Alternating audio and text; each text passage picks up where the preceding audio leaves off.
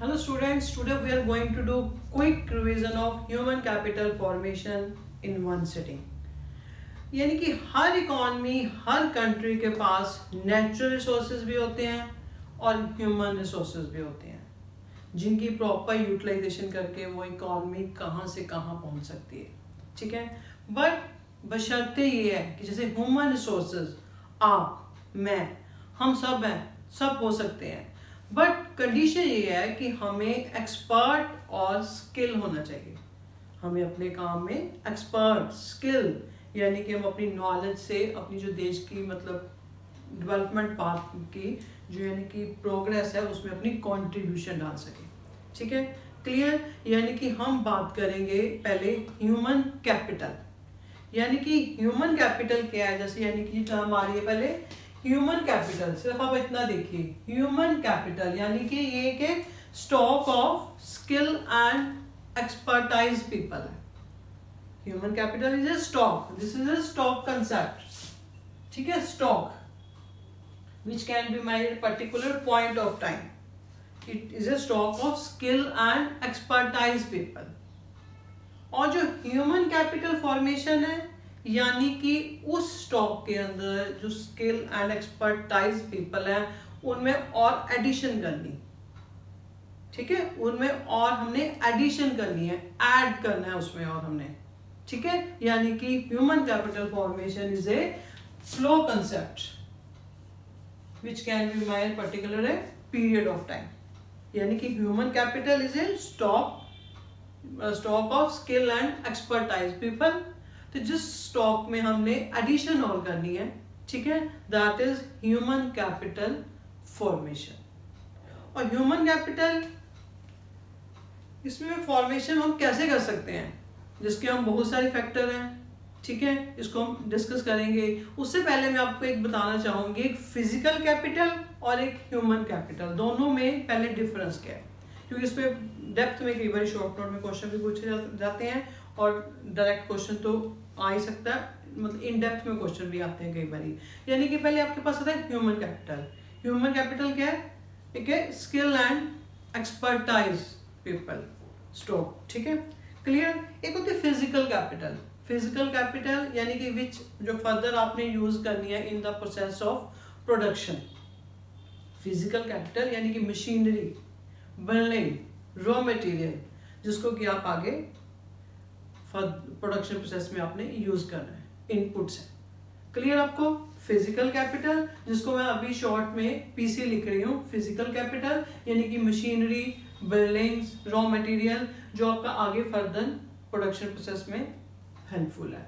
ठीक है. दूसरा ह्यूमन कैपिटल यानी कि जो हमारी स्किल्स हैं, एक्सपर्ट पीपल, यानी कि doctors, engineers, scientist, teachers, farmer, हम सब जो अपनी स्किल से अपनी इकोनॉमी की ग्रोथ में अपनी कंट्रीब्यूशन दे रहे हैं. ठीक है, दैट इज ह्यूमन कैपिटल. यानी कि इसमें अगर आपके पास अच्छी ह्यूमन कैपिटल है तो अच्छी फिजिकल कैपिटल होगी, प्रॉपर यूटिलाइजेशन कर पाओगे आप उसका, यानी कि दोनों का आपस में रिलेशन भी है. अगर अच्छी फिजिकल कैपिटल है तो नेचुरली इकोनॉमी में अपॉर्चुनिटीज ज़्यादा है, प्रोडक्शन ज़्यादा है, तो लोगों को इनकम ज़्यादा जनरेट हो रही है, तो जिससे वो लोगों में और हम ह्यूमन कैपिटल फॉर्मेशन कर पाएंगे. क्लियर. दोनों का आपस में कोरिलेशन है. और सबसे पहले में तो डिफरेंस क्या है, पहले तो टेंजिबल होता है, जिसको आप मतलब टेंजिबल होता है यानी कि जो फिजिकल कैपिटल है उसको आप टच कर सकते हो, टेंजिबल है. Physical capital is tangible, machinery है, उसको टच कर सकते हो. ह्यूमन कैपिटल को आप टच नहीं कर सकते, वो हमारी इनर क्वालिटीज है. हाँ, हम उसकी सर्विसेज से मतलब उसको एट द टाइम वो जो प्रोडक्शन का प्रोसेस है वहाँ पे उसको अवेलेबल होना चाहिए, उसकी सर्विसेज से हम अपना यूज करके प्रोडक्शन कर सकते हैं. ठीक है, यानी कि ह्यूमन कैपिटल को हम टच नहीं कर सकते, ये टेंजिबल नहीं है. ठीक है, यानी कि फिजिकल कैपिटल इज टेंजिबल है, उसको मार्केट में सोल्ड कर सकते हो. ह्यूमन कैपिटल को नहीं, सिर्फ उसकी सर्विसेज की हेल्प से आप आगे उसके प्रोडक्शन कर सकते हो. Separate from owner, physical capital को आप उसके ऑनर से सेपरेट कर सकते हो. हमने मार्केट पे बेच दी मशीनरी तो सेपरेट कर सकते हैं. ह्यूमन कैपिटल को हम उसके सेपरेट फ्रॉम ऑनर से नहीं कर सकते सेपरेट. क्लियर। फिर बेनिफिट, जो फिजिकल कैपिटल है ये सिर्फ ओनर को बेनिफिट करती है। अगर ज्यादा प्रोडक्शन हो रही है, अच्छा प्रॉफिट आ रहा है, तो ओनर को बेनिफिट मिल रहा है, सिर्फ ओनली ओनर को, ठीक है, ओनर को। तो ये जो ह्यूमन कैपिटल है, ठीक है, ये ओनर को तो मिल ही रहा है, ठीक है, और दूसरे ओवरऑल उसकी सारी सराउंडिंग को बेनिफिट दे रहा है वो अपनी नॉलेज से, ठीक है। यानी कि दैट इज, उसको बोला जाता है एक्सटर्नल बेनिफिट, यानी कि ये सिर्फ एक्सटर्नल बेनिफिट भी दे रहा है। ह्यूमन कैपिटल एक्सटर्नल बेनिफिट भी दे रही है और ओनर को तो दे ही रही है, तो जो फिजिकल कैपिटल है ये सिर्फ ओनर को बेनिफिट दे रही है। क्लियर। फॉर्मेशन, इसको आप इंपोर्ट भी कर सकते हो फिजिकल कैपिटल को, ये आप मतलब पॉलिसी फॉर्मेशन के द्वारा इसको डेवलप कर सकते हो। क्लियर। डेप्रिसिएशन दोनों में होती है, ठीक है, डेप्रिसिएशन भी हो गई है तो उसको कुछ टाइम, ठीक है, आप मेंटेन भी कर सकते हो वियर एंड टियर को। फिर कैपिटल लॉस, इसमें पूरी मतलब मशीन डेड भी हो सकती है, ठीक है, डेप्रिसिएशन है। ऐसे ही जो ह्यूमन कैपिटल है वो भी डेप्रिसिएशन होती है with the passage of time, but ठीक है, उसको आप अपनी नॉलेज एजुकेशन से उसको अप टू डेट कर सकते हो। क्लियर, ठीक है। फिर आपके पास आ रहा है नेचर ऑफ प्रोसेस, यानी कि जो नेचर ऑफ प्रोसेस है, ये जो फिजिकल कैपिटल है ये इसका प्रोसेस के नेचर का इकोनॉमिक एंड टेक्निकल प्रोसेस है। यानी कि जो ओनर है वो सोचेगा कि कहाँ उसको प्रोडक्शन करने में, किस चीज़ पे प्रोडक्शन करने में ज़्यादा रिटर्न मिल रहे हैं, कॉस्ट कम पड़ रही है, रिटर्न्स कहाँ पे ज़्यादा उसको मिल रहे हैं, ठीक है। Result of conscious decision, conscious decision के साथ साथ यानी कि ये प्रोसेस कौन सा है, इकोनॉमिक और टेक्निकल प्रोसेस है। और दूसरा ह्यूमन कैपिटल आपके पास जो आ रही है, ये मतलब कॉन्शियस डिसीजन के साथ साथ एक पार्टली सोशल प्रोसेस भी है। सोशल प्रोसेस यानी कि हमारी फैमिली, हमारे फ्रेंड्स, स्कूल, कॉलेजेस, एनवायरनमेंट का भी इसमें काफ़ी सारा कंट्रीब्यूशन है। क्लियर। फिर आपके पास आ रहा है मोबिलिटी, जो फिजिकल कैपिटल है दो कंट्रीज के बीच में इसकी परफेक्टली मोबिलिटी है, ठीक है, परफेक्टली मोबिलिटी है, नो डाउट ट्रेड बैरियर्स है, ठीक है, क्लियर। तो ये जो ह्यूमन कैपिटल है दैट इज लेस, वो लेस मोबिलिटी है उसकी, क्लियर, इसकी लेस। ये थी आपके पास फिजिकल एंड ह्यूमन कैपिटल की डिफरेंस। अब आपके पास आ रहा है, अगर हमारी इकोनॉमी में फिजिकल जो हमने ह्यूमन कैपिटल फॉर्मेशन करेंगे तो वो benefit, no doubt human capital formation के हमें काफ़ी सारी इंपॉर्टेंस है, तो ठीक है, वो कौन कौन से हमने पहले स्टडी करनी है, वो कौन कौन से सोर्सेज हैं, यानी कि कौन कौन से डिटर्मिनेंट्स हैं जिसको कि हम ह्यूमन कैपिटल फॉर्मेशन कर सकते हैं। और एक और बात, जो ह्यूमन कैपिटल फॉर्मेशन यानी कि आप जिसको कि शॉर्ट में HCF, human capital formation short में HCF, और इसमें सेवंथ प्लान में इस पे मतलब ज़्यादा इम्फेसिस दिया गया था ह्यूमन कैपिटल फॉर्मेशन में। सेवंथ प्लान का जो टाइम पीरियड 1985 टू 1990, क्लियर।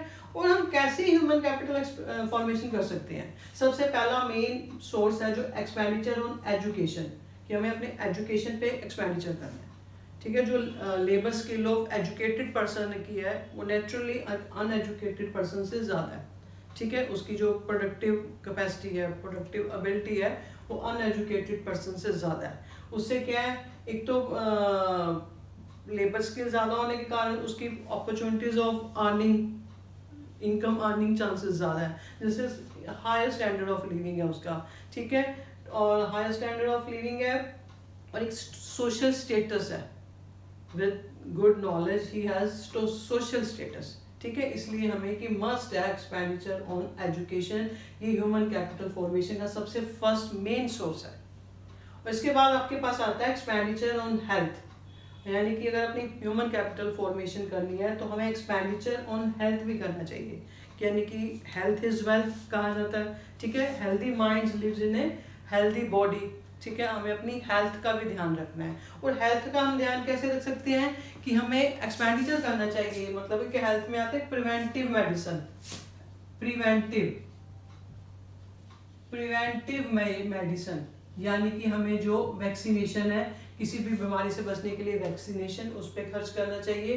तो दूसरा आता है आपके पास क्यूरेटिव, यानी कि अगर हम बीमार पड़ गए हैं तो हमें मेडिसिन भी लेनी है इलनेस को ठीक करने के लिए। तीसरी आपके पास आती है सोशल मेडिसिन, यानी कि जो हमारा एनवायरनमेंट है, ड्रिंकिंग वाटर है, सैनिटेशन फैसिलिटीज है, ये सारी इन चीज़ों पे भी हमें अपना एक्सपेंडिचर करना चाहिए, ठीक है, clear. Expenditure on health is must. फिर आपके पास आ रहा है नेक्स्ट आपका जो सोर्सेज और डिटर्मिनेंट्स आ रहे हैं, ऑन द जॉब ट्रेनिंग। जो लोग काम कर रहे हैं उनको ऑन जॉब ट्रेनिंग देनी चाहिए, ठीक है। नेचुरली अपग्रेडेशन होती है, ठीक है, नॉलेज में भी, टेक्निकल जो भी बातें हैं अपग्रेडेशन होती है। तो जो ऑलरेडी लोग जॉब पे हैं उनको ऑन जॉब ट्रेनिंग प्रोवाइड करनी चाहिए, ठीक है। ऑन जॉब ट्रेनिंग आप उसी बिल्डिंग में, उसी मतलब अपने ऑफिस में भी स्किल पर्सन के द्वारा उनको ट्रेन किया जाना चाहिए टाइम टू टाइम। प्लस आप उनको ऑफ कैंपस सेंड करके भी ऑन जॉब ट्रेनिंग प्रोवाइड कर सकते हो। एडल्ट प्रोग्राम भी रखने चाहिए, ठीक है, गवर्नमेंट को कि मतलब एडल्ट जो लोग हैं उनको भी ट्रेनिंग प्रोवाइड करनी चाहिए।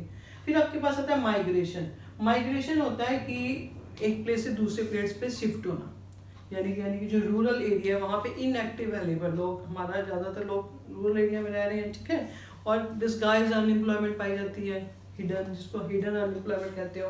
तो यानी कि उनको यहाँ से शिफ्ट किया जाना चाहिए अर्बन एरिया में। नो डाउट उसकी कॉस्ट ज़्यादा है, मतलब जो ट्रांसपोर्टेशन कॉस्ट है ज़्यादा है वहाँ, ठीक है, जाने की। दूसरा, लोगों को एक साइकिक की काम आती है, साइकिक, PSYCHIC, साइकिक कॉस्ट भी ज़्यादा होती है, बिकॉज हमें स्ट्रेस होता है नई जगह पे हमने जाके कैसे अपने आप को एडजस्ट करना है, ठीक है। बट नो डाउट वहाँ जो अपॉर्चुनिटीज़ उनको अर्बन एरिया में प्रोवाइड की जाती हैं या जॉब अपॉर्चुनिटीज़ हैं वहाँ पे, नो डाउट उनकी जो बेनिफिट्स है वो कॉस्ट से ज़्यादा है। बेनिफिट जो माइग्रेशन की जो कॉस्ट है उससे हमारे बेनिफिट ज़्यादा है, इसलिए लोगों को माइग्रेशन पे भी एक्सपेंडिचर अपना करना चाहिए, ठीक है। फिर आता है expenditure on information. No doubt अगर हम अच्छी एजुकेशन चाहते हैं कि हम क्या पढ़ रहे हैं, इसके बाद हमें क्या बेनिफिट है, ठीक है, कहाँ कहाँ कौन से कॉलेजेस में कौन से कोर्सेज हैं, उसके बाद हमारे उसकी कॉस्ट कितनी है, हमारी जॉब प्लेसमेंट कहाँ हो रही है, ये सारी बातों की हमें इंफॉर्मेशन होनी चाहिए और हमें इस पे भी अपना एक्सपेंडिचर करना चाहिए। गवर्नमेंट को भी, ठीक है, एम्प्लॉयमेंट एक्सचेंज पे मतलब को अप टू डेट रखना चाहिए कि कहाँ कहाँ जॉब अपॉर्चुनिटीज़ है, कि ताकि जो हमारी रिसोर्सेज हैं हम उसको हम अपनी प्रॉपर यूटिलाइजेशन कर पाएँ, ठीक है। ये हमारे पास थे आपके पास डिटर्मिनेंट कि कौन कौन से फैक्टर हैं, कौन कौन से सोर्सेज हैं जिसमें हम अपनी इकोनॉमी में ह्यूमन कैपिटल फॉर्मेशन कर सकते हैं। क्लियर। फिर आपके पास आ रहा है इसके लिए क्लियर कट भी क्वेश्चन पूछा जाएगा, कोई पॉइंट पे भी बीच में एक्सप्लेन करने को कह सकता है। फिर आपके पास आ रहा है इसकी इंपॉर्टेंस क्या है, यानी कि अगर हमारे पास ह्यूमन कैपिटल फॉर्मेशन अच्छी है तो इंपॉर्टेंस क्या है। Naturally effective use of physical capital, जो फिजिकल कैपिटल जो मशीनरी है हम उसका इफेक्टिव यूज कर पाएंगे, इफेक्टिव यूज कर पाएंगे, नेचुरली इकोनॉमी में प्रोडक्शन ज़्यादा होगी, प्रोडक्शन ज़्यादा होगी तो इकोनॉमी ग्रो करेगी जल्दी से, ठीक है। Second, higher productivity, naturally effective use कर रहे हो तो उसकी प्रोडक्टिविटी भी हायर होगी। क्लियर। फिर अगर ह्यूमन कैपिटल फॉर्मेशन हो रही है तो invention, innovation, technical improvement naturally आएगी। ये सारी चीज़ें आपस में इनका चेन इफेक्ट है, यानी कि कोरिलेटेड है, ठीक है। फिर है modernisation of attitude, modernisation of attitude आएगा हमें, बिकॉज मॉडर्नाइजेशन सिर्फ ये नहीं है कि हमने अच्छे कपड़े पहन लिए तो हम मॉडर्न है। मॉडर्नाइजेशन में हमारी सोच मॉडर्न होनी चाहिए, जो कास्ट सिस्टम हैं, जो जेंडर बायस सिस्टम है, ये नहीं होने चाहिए। जॉब अपॉर्चुनिटीज करने जाते हैं तभी हमारे कोई कास्ट बीच में आती है कई बार, ठीक है। ये सारे हमारे मॉडर्नाइजेशन, न्यू टेक्नोलॉजी को अडॉप्ट करना, ये सब मॉडर्नाइजेशन के अंदर आता है। क्लियर। फिर हमारी जो अगर हम अपना हेल्थ पे एक्सपेंडिचर कर रहे हैं, एजुकेशन पे एक्सपेंडिचर कर रहे हैं तो नेचुरली हमारी लाइफ एक्सपेक्टेंसी यानी कि average life of a person increase होती है, ठीक है। इम्प्रूव्स क्वालिटी ऑफ लाइफ, जो हम क्वालिटी ऑफ लाइफ, ठीक है, हमारी प्रॉपर सारी मतलब जो बेसिक नीड्स हैं, हमें जो हमारी सुख सुविधाएं, कंफर्ट्स हैं, हम उसको अवेल कर पाते हैं। कंट्रोल ऑन पॉपुलेशन ग्रोथ है, अगर एजुकेटेड है हमें पता होता है कि स्मॉल फैमिलीज के ज़्यादा बेनिफिट है। तो यानी कि ये सारी इंपॉर्टेंस है कि what is the importance of human capital formation. And now we will discuss, मतलब एक छोटी सी टर्म पहले आपको बताती हूँ मैं, human capital and human development.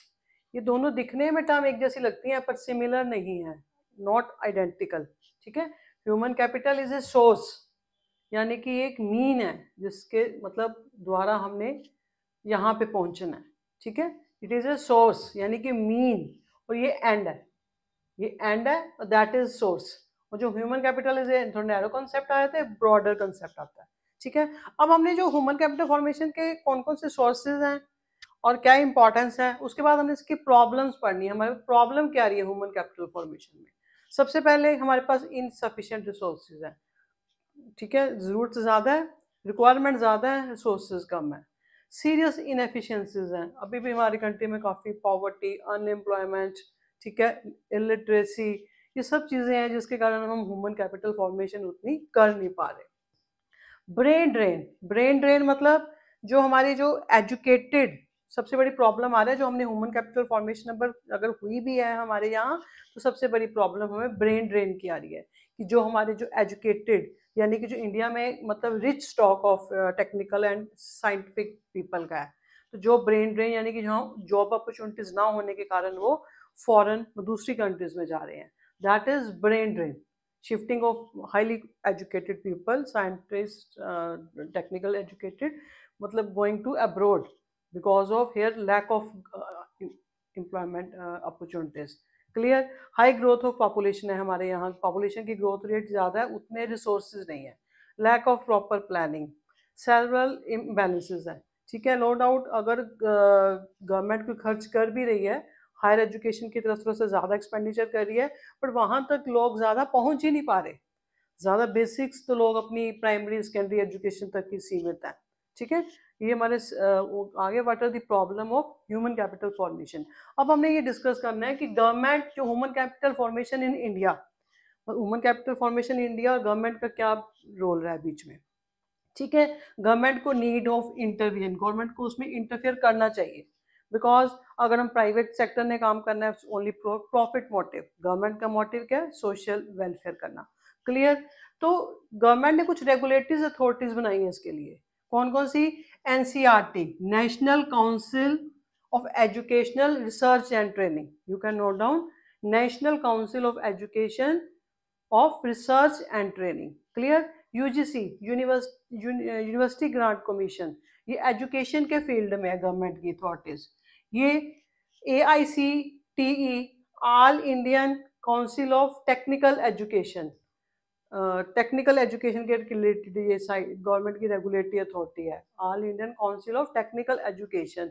फिर ICMR, Indian council for medical research, ये मेडिकल फील्ड में गवर्नमेंट की जो अथॉरिटीज़ हैं जो मतलब प्रमोट करेंगी एजुकेशन और हेल्थ फैसिलिटीज़ को। क्लियर? तो 2009 में गवर्नमेंट ने एक राइट टू एजुकेशन एक्ट बनाया, जिसमें कि गवर्नमेंट ने कहा कि मेक फ्री एजुकेशन, हमारा एक फ्री एजुकेशन है, फंडामेंटल राइट होना चाहिए, ठीक है। यानी कि जो 6 to 14 ईयर तक जो बच्चे हैं उनको एक फ्री एजुकेशन प्रोवाइड की जाएगी। 2009 में गवर्नमेंट के द्वारा एक एक्ट बनाया गया, ठीक है। पर ठीक है, नो डाउट गवर्नमेंट का जो एक्सपेंडिचर है इस पर इनएडिक्वेट रहा है, इनएडिक्वेट एक्सपेंडिचर है, 6% ऑफ GDP का था, मतलब जो एजुकेशन कमीशन ने कहा था 1964-1966 में 6% ऑफ GDP से जितना आता है नेशनल इनकम को, तो इस पे इतना खर्च करेंगे, बट 4% किया जाता है जो कि इनएडुकेट है। और ये पहले एक्सपेंडिचर का एस्टिमेट एक थापस मजूमदार कमेटी ने भी दिया था। क्लियर? फिर आपके पास आता है जो गवर्नमेंट है स्पेंड कर रही है एलिमेंट्री एजुकेशन, ज़्यादा जो गवर्नमेंट स्पेंड कर रही है अपना प्राइमरी एजुकेशन पे कर रही है, ठीक है, लेस ऑन टर्शरी एजुकेशन पे कर रही है। और गवर्नमेंट का जो एक्सपेंडिचर है उसमें इम्बैलेंस है, यानी कि जो हिमाचल प्रदेश में जहाँ देखो जाओगे एजुकेशन ज़्यादा है, उधर इसका एक्सपेंडिचर ज़्यादा है in reference to Bihar. Bihar में काफ़ी अभी भी लोग अनपढ़ हैं, इलिटरेट हैं। क्लियर? ये हमारा एजुकेशन मतलब human capital formation in India कितनी हुई है, गवर्नमेंट ने उसके लिए क्या क्या किया है। और फिर आपके पास आ रहा है, अब हम करेंगे एजुकेशनल सेक्टर में क्या क्या अचीवमेंट हुई हैं। अब हमारे पास अचीवमेंट आ रही है, पहले हमने प्रॉब्लम्स की थी, कौन कौन सी प्रॉब्लम्स हैं, फिर human capital formation in India, अब हमारी एजुकेशन में इसकी अचीवमेंट्स क्या क्या हुई हैं। एजुकेशनल अचीवमेंट्स में नो डाउट पहले से आपकी जो है एडल्ट लिटरेसी रेट है, एडल्ट यानी कि जो बड़े लोग हैं, मतलब एडल्ट लिटरेसी रेट, उनकी जो रेट है वो इंक्रीज हुआ है मेल्स और फीमेल दोनों में। क्लियर? प्राइमरी कंप्लीशन रेट, यानी कि जिसको शॉर्ट फॉर्म PCR, लोगों की जो प्राइमरी एजुकेशन कंप्लीशन रेट है वो भी नो डाउट अब इंक्रीज हुआ है। Youth literacy rate, youth literacy rate यानी कि यूथ यानी कि जो 15 से 24 के बीच जिनकी एज आती है, उसका जो लिटरेसी रेट है उनका वो इंक्रीज हुआ है। लिटरेसी होता क्या है? लिटरेसी मतलब ability to read and write, ability to read and write. और ये एजुकेशन और लिटरेसी दोनों डिफरेंट हैं, ठीक है। एजुकेशन में आता है मतलब लिटरेसी सिर्फ पढ़ रहे हो लिख रहे हो, ये नहीं है कि जो literate person is educated person कहोगे, हाँ एजुकेटेड पर्सन इज लिटरेट हो सकता है। क्लियर? क्लियर आपको? ये आपके पास सारे गवर्नमेंट की जो एजुकेशन सेक्टर में हमारी अचीवमेंट्स हैं। गवर्नमेंट ने नो डाउट बेटी बचाओ बेटी पढ़ाओ अभियान भी चलाया 2050 में, save the girl child and save the end educate the girl child. ठीक है, एक total literacy campaign in government मतलब चलाई गई, ठीक है, जिसको साक्षरता अभियान था, कि हमने उसको बाद में इसको रिप्लेस किया गया नेम से साक्षर अभियान। ठीक है, यानी कि जिसमें सारी इसका फोकस है फीमेल, उनको ज़्यादा एजुकेट करना है। ठीक है, नो डाउट गवर्नमेंट की इस एफर्ट से, ठीक है, जो हमारे इंडिया में जेंडर इक्वालिटी जो इक्विटी हुई है, मतलब इनइक्वालिटी थी जो जेंडर में, यानी कि पहले बॉयज़ ज़्यादा पढ़ते थे, गर्ल्स को उतनी फैसिलिटीज़ नहीं मिलती थी। नो डाउट इसमें हमारी एक इक्विटी आई है, पहले से बेटर हुई है, बेटर देन बिफोर है। क्लियर? फिर आपके पास आ रहा है जो हायर एजुकेशन है ना, वो सिर्फ फ्यूअर पीपल ऊपर पहुंच पा रहे हैं, यानी कि पिरामिड की तरह मान लीजिए, ज़्यादातर लोग नीचे प्राइमरी सेकेंडरी एजुकेशन पे रह रहे हैं और वहाँ पे हायर एजुकेशन पे सिर्फ बहुत कम लोग रीच कर पा रहे हैं, according to NSO, national statistical office, जो डेटा प्रोवाइड करता है। ठीक है, इसके बाद आपके पास आ रहा है कि पूछा जाता है कि जो एजुकेशन है, हम कह रहे हैं कि हर एक को education is a fundamental right है, गवर्नमेंट ने इतने सारे कैंपेन भी चलाए, but still education for all जो हमारा है स्टिल ए डिस्टेंस्ड ड्रीम। ये अभी भी बहुत दूर की बात है। अभी भी हम कहें ना 100% लिटरेसी हमारे लिए बहुत दूर की बात है। कौन कौन सी इसमें प्रॉब्लम कौन कौन सी है इसको अचीव करने के लिए? फुल लिटरेसी मतलब एक तो लो गवर्नमेंट एक्सपेंडिचर है, जो हमारा एक्सपेंडिचर है वो काफ़ी गवर्नमेंट का कम है। ठीक है, प्राइवेटाइजेशन है, प्राइवेटाइजेशन के कारण जो हेल्थ फैसिलिटीज़ हैं, एजुकेशन फैसिलिटीज़ हैं, कॉस्टली हैं, हर पर्सन उसको अफोर्ड नहीं कर पा रहा। अभी भी जेंडर बायस है, नो डाउट हम कह रहे हैं, ठीक है, हमने पहले कहा इक्विटी लेस हुई है, मतलब बेटर देन बिफोर है, जेंडर इक्विटी, इनइक्वालिटी पहले से कम है, बट अभी भी है जेंडर बायस। लो रूरल असेस है, जब लोग अर्बन एरिया में थोड़ी फैसिलिटी ज़्यादा मिल रही हैं, जब ज़्यादातर पॉपुलेशन तो रूरल एरिया पे है, वहाँ पे इसकी फैसिलिटीज़ नहीं पहुँच पा रही। इनएडिक्वेट वोकेशनलाइजेशन होता है प्रैक्टिकल ट्रेनिंग देना, कि लोगों को प्रैक्टिकल ट्रेनिंग कम दी जा रही है। ठीक है, यानी कि ठीक है वाइट कॉलर पढ़े लिखे वाइट कॉलर एजुकेटेड है, पर उनको प्रैक्टिकल ट्रेनिंग नहीं है कि जिससे वो अपनी अर्निंग कर सके। ये सारे इसके इनएडुकेट वोकेशनलाइजेशन आ रही है।